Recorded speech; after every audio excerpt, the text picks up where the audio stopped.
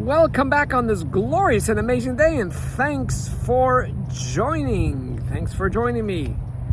I have a question. We'll start off today's talk with a question. Throughout my life, I've noticed that there's one thing that all humans admire. And many times I hear humans talk about it in great length and great detail.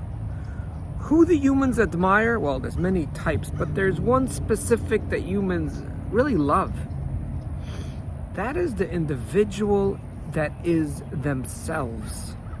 That is the individual that is comfortable with themselves, thinks for themselves, acts like themselves.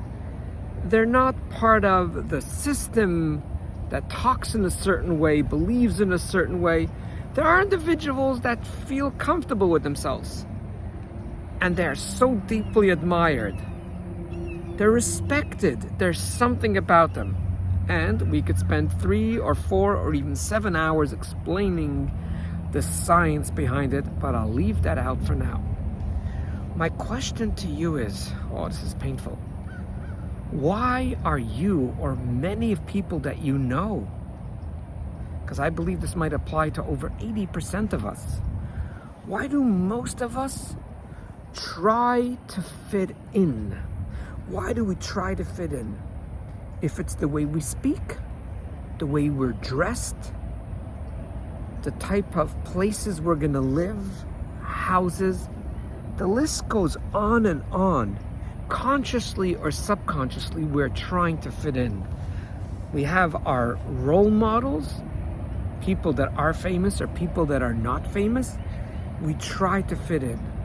I'll share with you one story that comes to mind, that someone saw someone wear something and she asked her friend, "Wow, I like what you're wearing.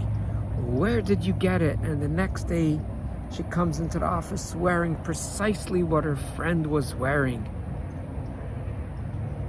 It's only because she wore it, and if she is that type of person, she wears it, then I have to wear it.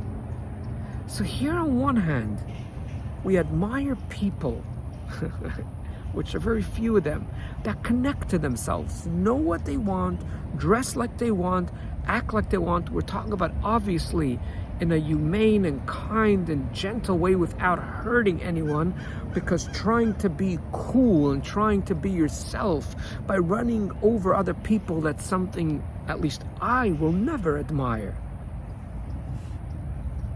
Join me next week and you will find out the secret of life, so you might not have to waste years or decades to try to fit in, because even if you succeed, and you know this, some of you know this, even if you do succeed, because you have the means to fit in, you will notice in a very short while that you still don't feel right. But you got the car exactly that Tesla that someone else got. So by now you officially fit in because you belong to that club, or you got that garment, or you got that house, or you got that position. And the lie that our brain usually tells us, it's because we still need to do one more thing. One more thing. Maybe if we get the bar in our house, maybe then more people will come and visit us, and so on and so forth. Everyone has their ideas. But the bottom line is, after watching this little short clip, think to yourself in the last 5, 10, or even 50 years, where you have tried to do things to fit in and you're still unhappy. And please join me next week, and you will find out the reason why on one hand you admire people that don't want to fit in, that are just themselves, and you actually look up to them and they come across as charismatic, as confident, and you feel safe around them, you feel good, and a part of you almost wants to be like them, yet simultaneously you don't want to be yourself.